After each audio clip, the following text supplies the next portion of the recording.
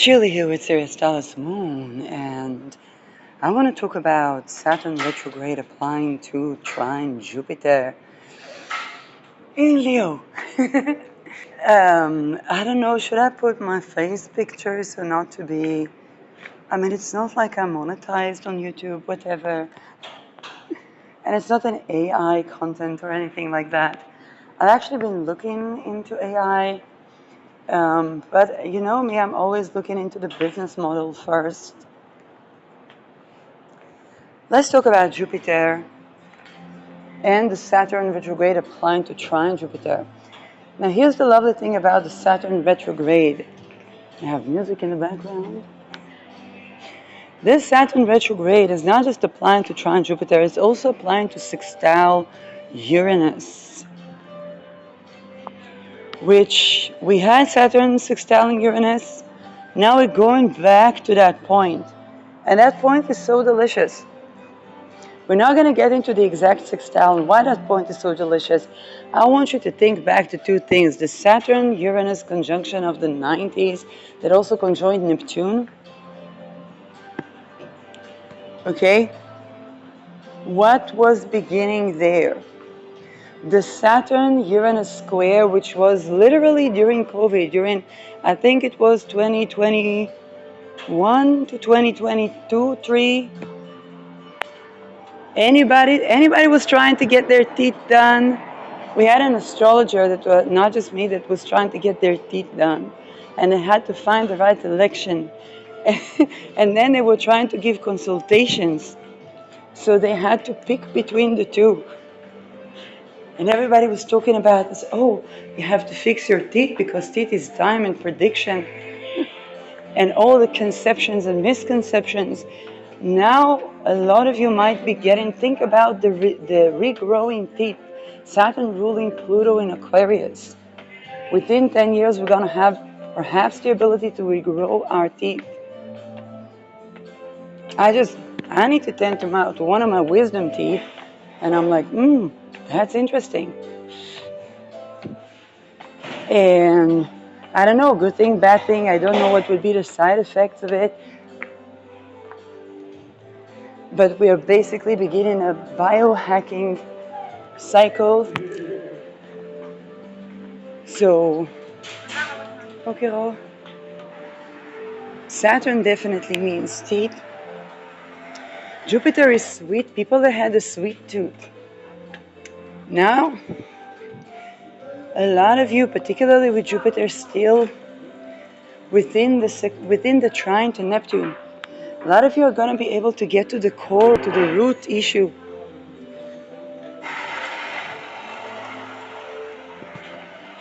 And with Jupiter Leo, there's always going to be a Me Too related thing.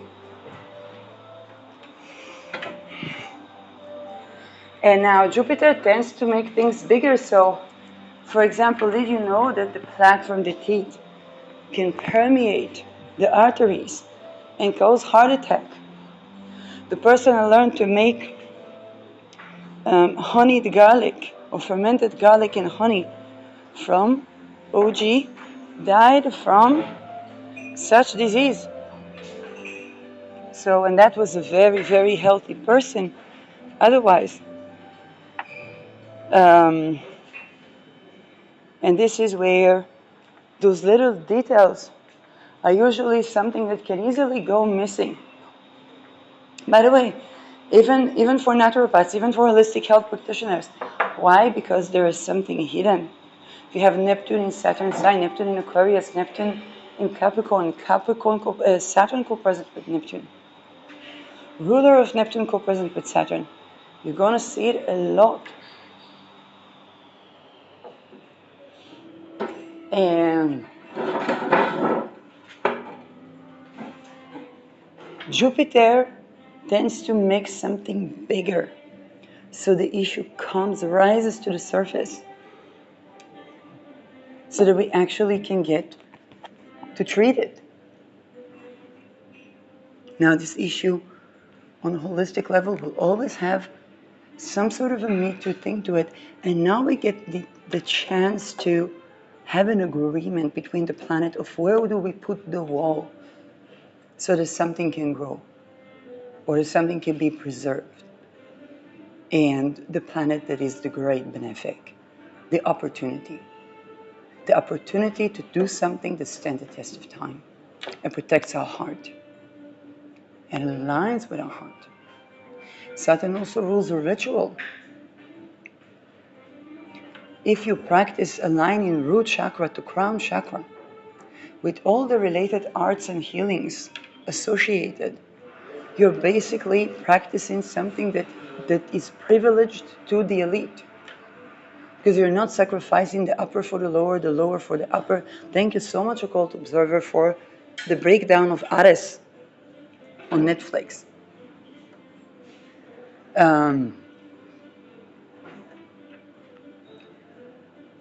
A lot of you that have had hip issues, bone issues, hair issues, structural issues, nervous system issues, are going to have big opportunities to tend to them, to curate. Saturn is also debt and compound interest.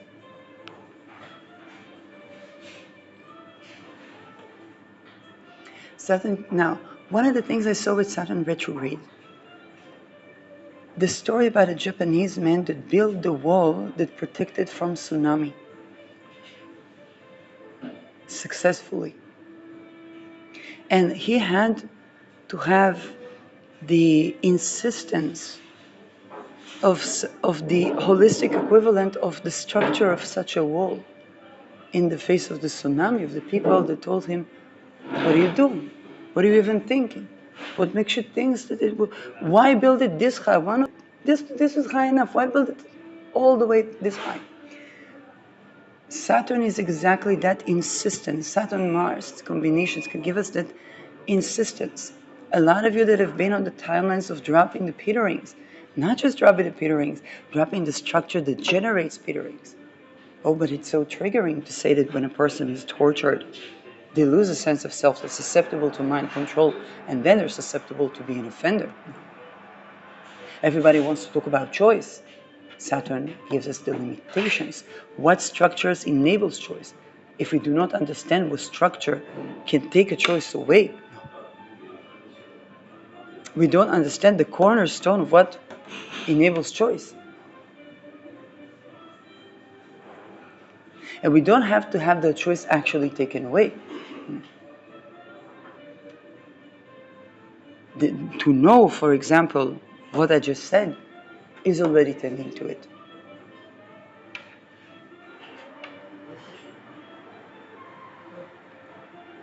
And now a lot of us are seeing the results. The people that were tortured, that were humiliated, that went through all type of things, usually when they level up, when they made an important research, when they were a student in something and then they looked at a certain medical problem in a different way.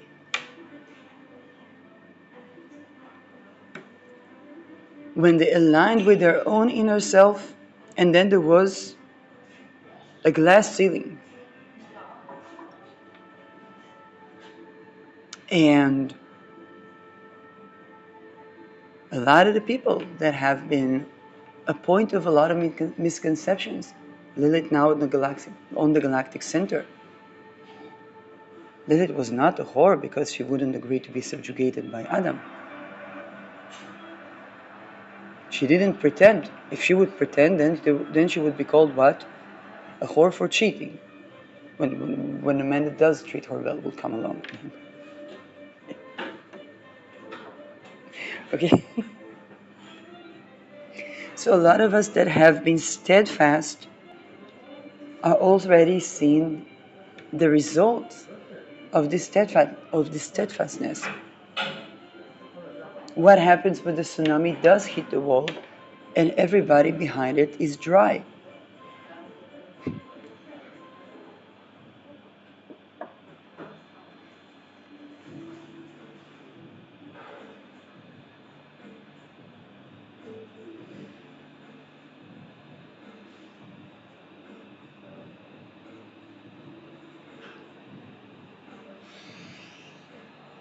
Saturn retrograde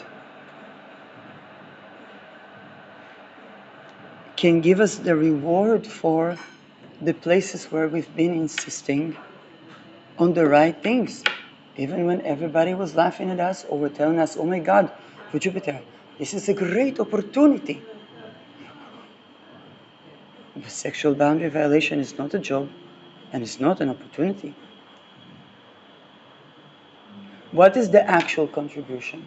What is the actual, if you're at the point of power, what is the actual power? It's not sacrificing higher for lower, lower for higher. That leaves people in a state of addiction, and that is not, and the winds become more susceptible to be Pyrrhus winds.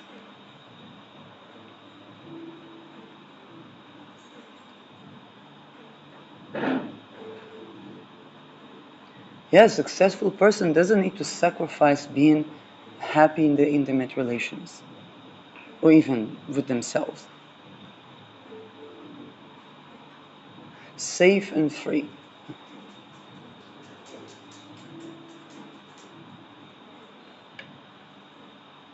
Everybody will have their own version of how this Saturn-Jupiter comes about. But also the insistence to take the opportunities that were given to us and the access to choice that we did have and increase upon it to align the heart. Why were you with this one? Why were you with that one? What were you doing around this thing? Why were you covering this topic? Because if my contribution, let's say, of honoring sexual boundaries and honoring erotic, non-erotic self, together with other people becomes a 1325, reiterated, then it happens around these junctures. My shoulders were rubbed around these shoulders when I was tortured. Would I not put that 1325 reiteration there?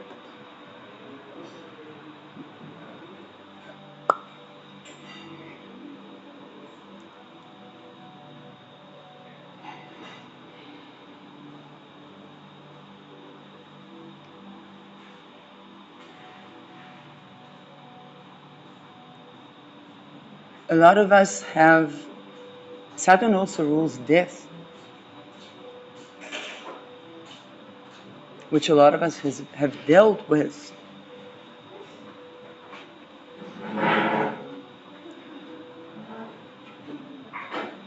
So there can be the great rewards right now for all that we have been standing for that stood the test of time, that does make a difference. And the people around us, they don't all have to see it, but they don't have the right over us.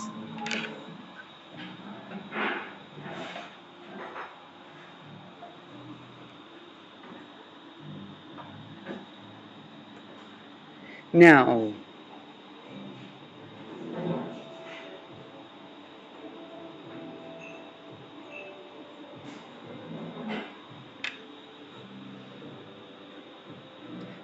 I wrote a post with the story where certain people were seen as all kinds of archetypes that are basically the result of the infiltration of Epstein-like rings,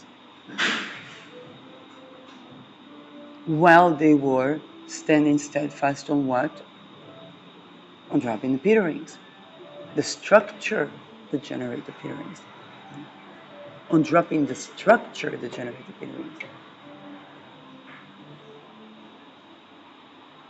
There's a lot of people standing there trying to project things that have no merit, that have no value, because they have to deal with the fact that they have projected onto the people that had the values, that had the standards, their own perceptions. Now, some of those perceptions may have been a naive expectation that to stand the test of time needs circumstances that are not petering me. And some of those have been profound misconceptions. The raped is not a whore.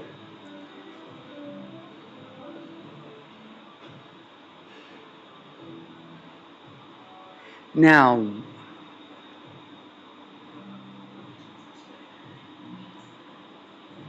Jupiter, Saturn,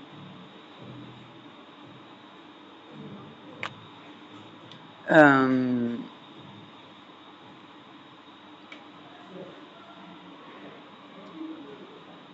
because Saturn is ruling Pluto, the Me Too things are going to be particularly profound.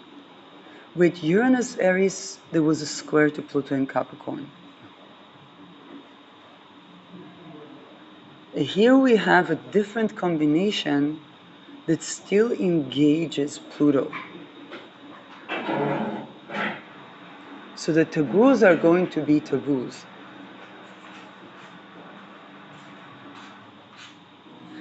And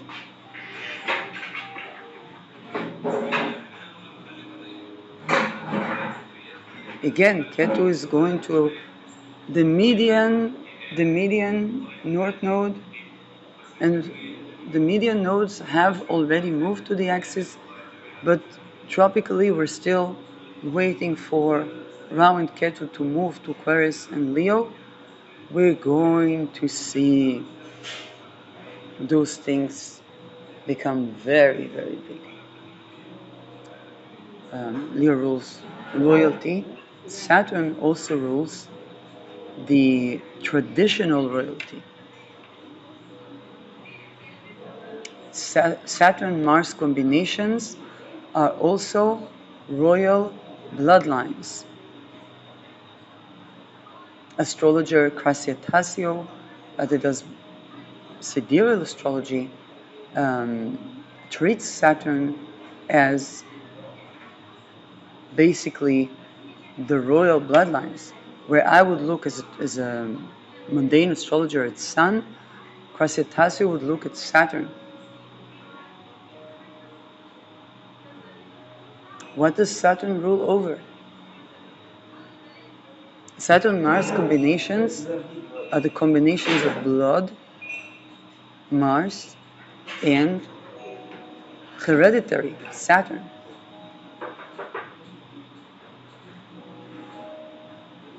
You think Saturn-Leo, a Regulian bloodline. What is Saturn-Mars?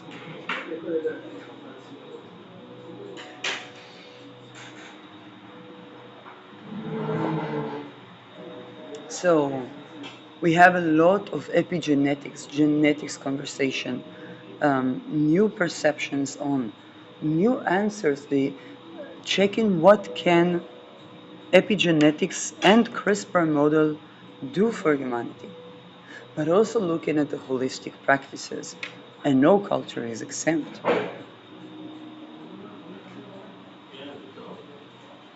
In all names of Allah, where does Allah protect from child marriage? In all names of the name, yes, the Jewish 72 names, where does the Talmud protect from infant trade? Because it does not.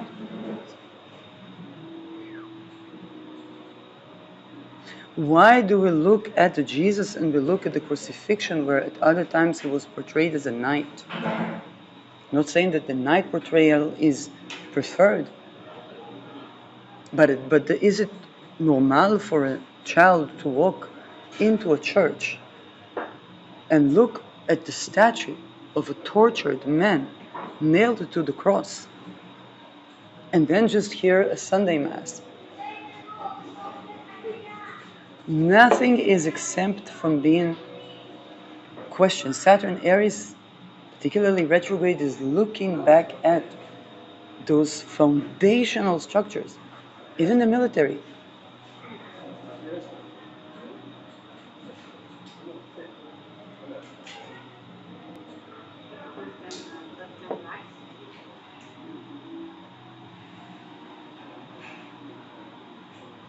Jupiter is religion, it's philosophy.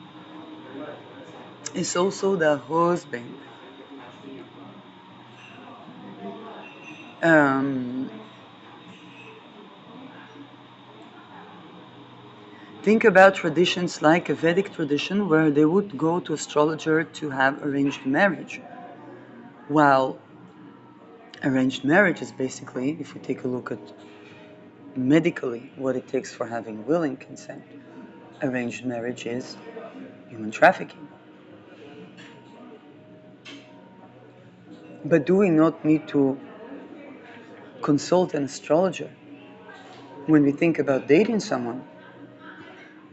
Perhaps we could get the benefit of consulting an astrologer without the human trafficking attached to it. And while astrology may have developed in the context of rites and rituals or at arranged marriages, it doesn't have to stay there. Saturn will also apply to sextile Uranus again. It doesn't reach the full sextile.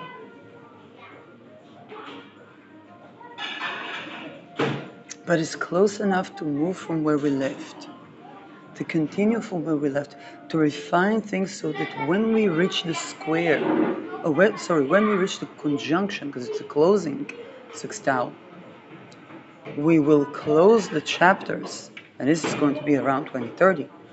But before that, we're going to have the big 1325 Saturn return with Saturn, Mars, and Lilith on and around Beta Persei. Then the smaller planets join in, and again, when we have both malefics in a stellium, we understand that it's big. When those both malefics will outer planets, we understand that it's, people talk about Third World War, nothing has to happen.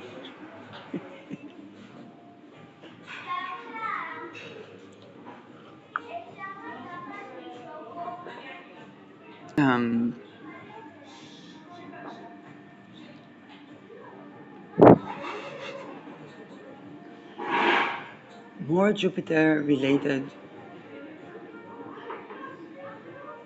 the beliefs of the royal bloodlines, the beliefs of the monarchy, the also rituals and esoteric practices, they can get a rejuvenation. It's an opening trine with Jupiter and Saturn. Opening trine in the fire signs tropically.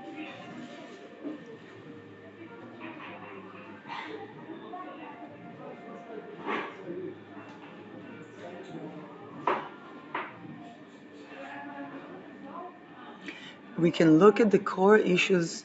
I talked about marital life because Saturn is a ring and Jupiter is the husband, also children, also beliefs. In Vedic tradition, Jupiter is associated with the ninth house and the Navamsha, which is what we look at for marriage. What would the couple be? The philosophy, the teaching, the gurus, but it's also a time where we challenge the caste notion, where we challenge our core beliefs to say, oh, people used to have arranged marriage, and then they would be happy with the person that they live with.